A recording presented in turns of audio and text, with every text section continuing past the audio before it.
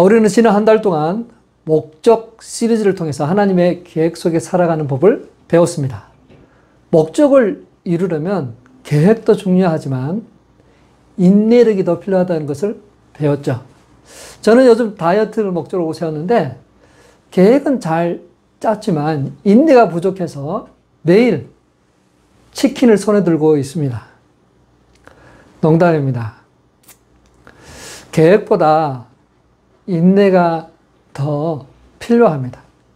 우리는 과거의 고통을 꺼내놓을, 나눌 수 있는 그런 모임이 필요합니다. 성령께서 하나님의 목적을 따라 사는 힘을 주십니다. 그래서 하나님과 사람, 사람과 사람을 연결하고 소통하는 능력을 주십니다. 자, 오늘은 마지막 시간으로 하나님의 목적을 다른 이에게 전하는 실용적인 방법을 함께 고민해 보겠습니다. 그냥 듣고 끝나는 것이 아니라 우리 손에 치킨 대신에 하나님의 말씀을 붙들고 나아갈 수 있는 시간이 되길 바랍니다. 베드로는 성령을 받은 후에 예전의 베드로가 아닙니다. 예전에는 물속에 빠질까 봐서 두려워했던 인물이었지만 그는 성령을 받고 난 후에 놀랍게 변합니다. 그는 예수님의 죽음과 부활의 성경 전체 이야기에서 어떻게 맞물리는지 이해했습니다. 그리고 그 진리를 뜨거운 열정으로 외쳤습니다. 사도행전 2장에서 베드로는 선포합니다. 이스라엘 사람들이여, 내 말을 들으십시오. 누구든지 주의 이름을 부르는 자는 구원을 얻습니다. 이 삐뚤어진 세상에서 구원을 받으십시오. 이 담대한 열정, 어디서 온 것일까요? 나의 열정은 하나님의 열정에 대한 반응입니다. 내가 예수님께 열정을 품는 것은 언제나 나를 향한 하나님의 뜨거운 사랑에 대한 반응입니다. 성경은 태초에 하나님이 천지를 창조하시니라로 시작합니다. 이는 모든 것이 하나님께로 시작되고 그분의 목적은 나와 우리를 훨씬 뛰어넘는다는 말입니다. 하나님은 이 이야기의 저자이자 주인공입니다. 성경을 읽을수록 이 진리는 더욱 선명해집니다. 하나님의 열정은 꺼지지 않는 불과 같습니다. 포기하지 않으시고 끝까지 다가오세요. 모세가 떨기나무 붙은 불을 본 것처럼. 근데 그 불은 꺼지지 않고 여전히 활활 타오르고 있습니다. 하나님의 창조는 놀라운 하나님의 계획과 사랑에서 비롯됐죠. 그리고 하나님의 뜻 가운데 있습니다. 이사야 55장 8절 9절입니다. 내 생각은 너희 생각과 다르며 내 길은 너희 길과 달라서 하늘이 땅보다 높듯이 내 길은 너희 길보다 높고 내 생각은 너희 생각보다 높다. 자, 하나님의 계획은 우리의 상상을 초월합니다. 그분은 우주를 아우르는 목적으로 우리를 창조하셨습니다. 나의 열정은 그 거대한 그림 속에 빛나는 한 부분일 뿐이죠. 자, 우리를 향한 하나님의 열정은 질투라는 단어 속에서 잘 나타납니다. 질투. 출애굽기 34장 14절에서 말합니다. 너는 다른 신에게 절하지 말라. 여호와는 질투라. 이름하는 질투의 하나님이라. 보통 질투하면 부정적인 이미지나 감정을 생각할 수 있지만 하나님의 질투는 다른 것이에요. 이는 경쟁이나 시기에서 오는 것이 아닙니다. 우리를 향한 깊은 사랑과 열망의 표현이에요. 하나님은 인격적인 분이십니다. 추상적인 존재가 아닙니다.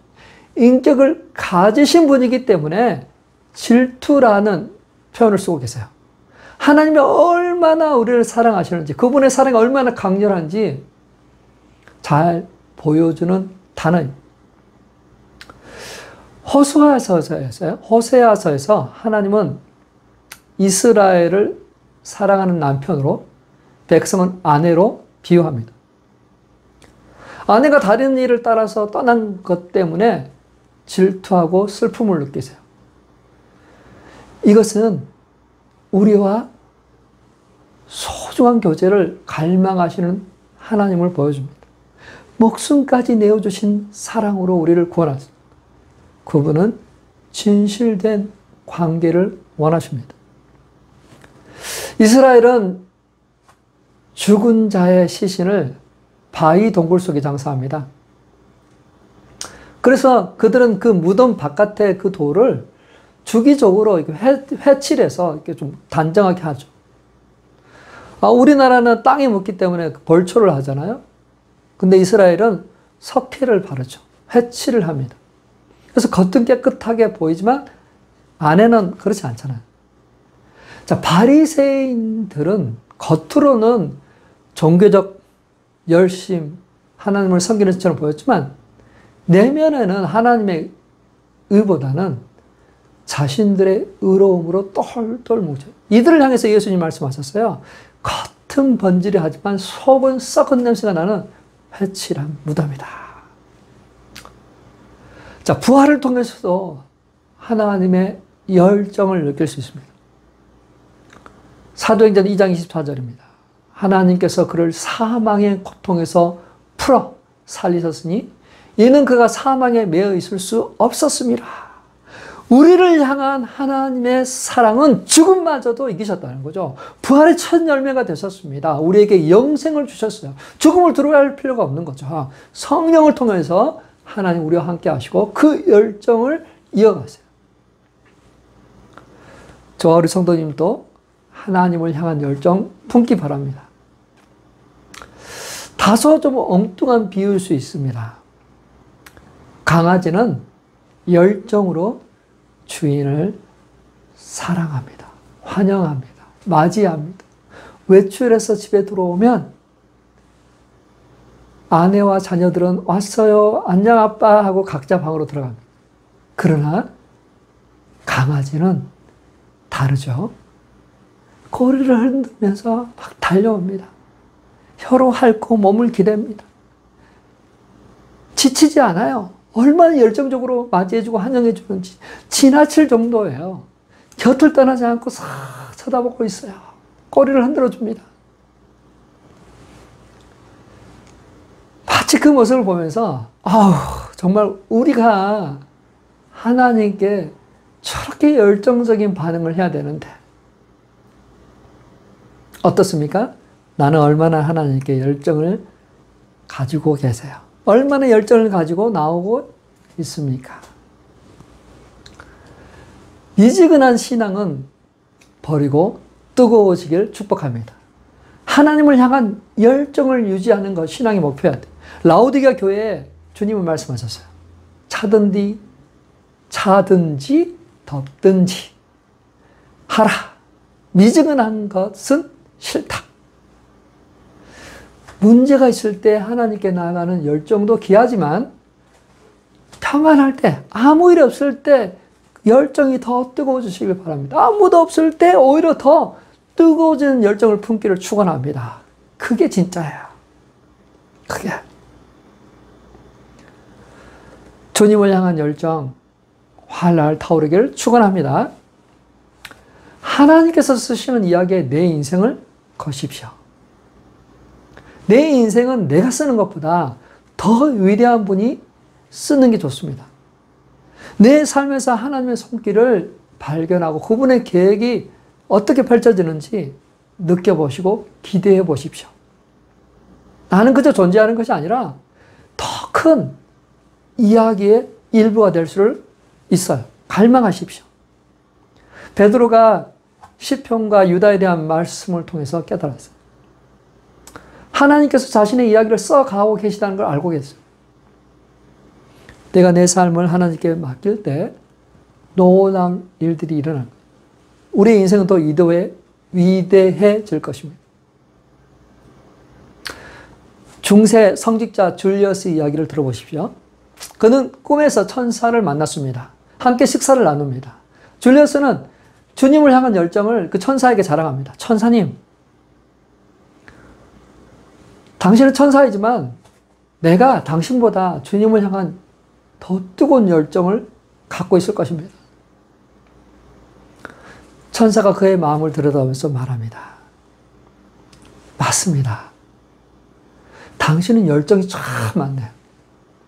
그런데 자세히 보니까 40%는 인정받고 싶은 마음입니다. 그리고 나머지 40%는 명예를 얻고자 하는 욕망이네요. 15%는 잡다한 생각이고 주님을 향한 순수한 열정은 5%밖에 없습니다. 꿈에서 깬 줄리어스는 회개합니다. 주님을 향한 순수한 열정이 5%밖에 없었다. 나머지는 다 인정받고 싶어서, 명예를 얻고서.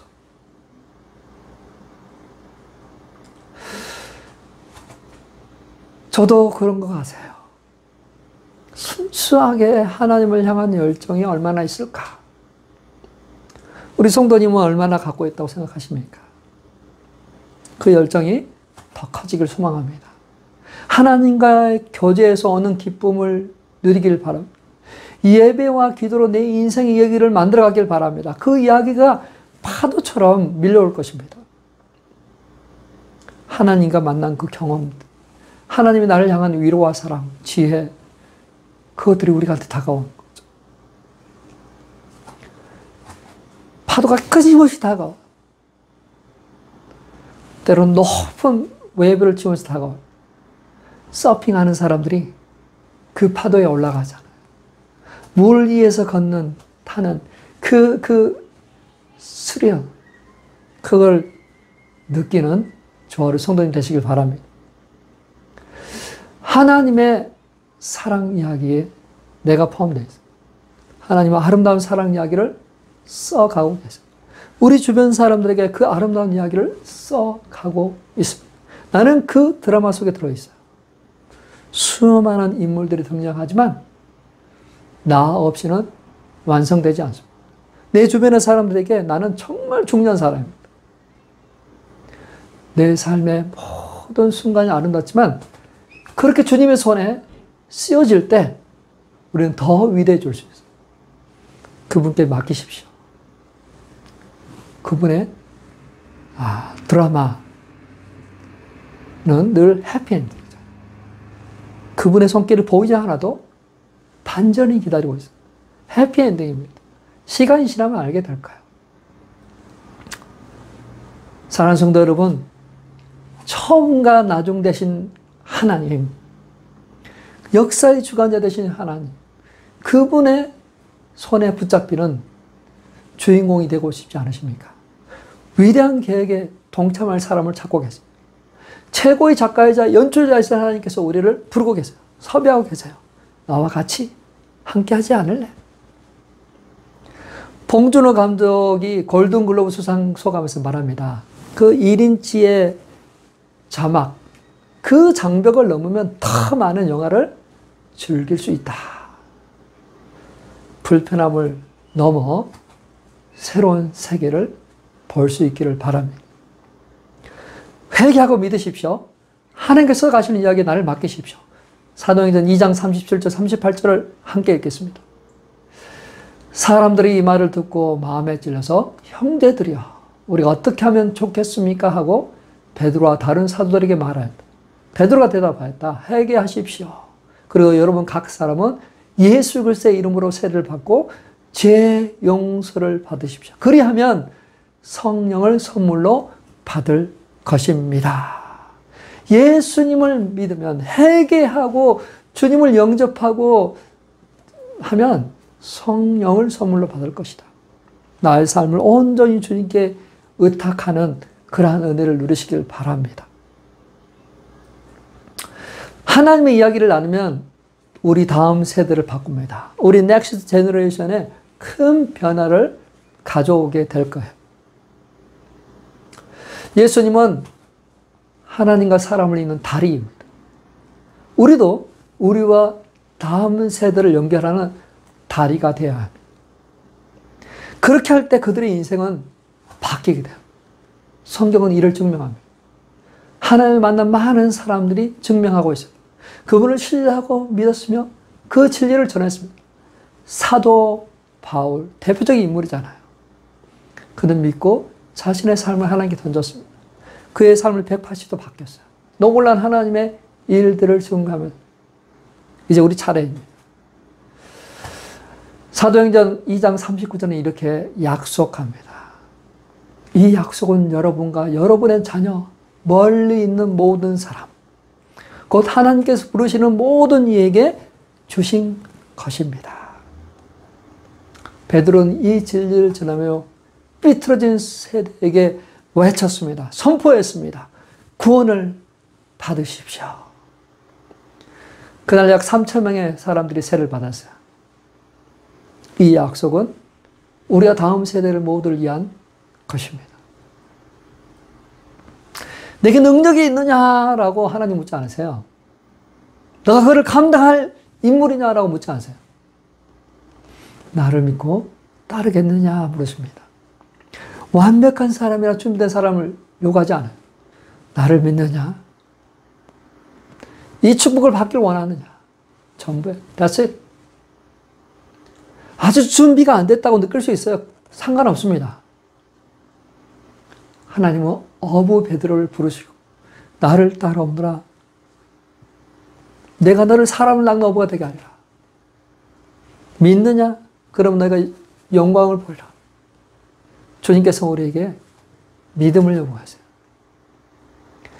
1세기 어부들은 교육받지 못했습니다. 그렇지만 말씀으로 그들은 훈련됐어요. 준비되었어요. 구약을 인용할 만큼 성경을 익숙합니다. 기꺼이 쓰임 받으라는 마음. 하나님 그걸 찾으십니다. 베드로전서 3장 15절 베드로는 도전합니다. 마음에 그리스도를 주로 삼아 소망의 이유를 묻는 이에게 온유와 들어옴으로 대답할 것을 준비하십시오. 우리 아이들이 물어볼지도 몰라요. 우리 주변에 있는 사람 물어볼지 몰라. 왜 교회를 가세요? 왜 예수를 믿어야 됩니까? 준비해보세요. 내가 만난 하나님을 전할 준비를 하세요.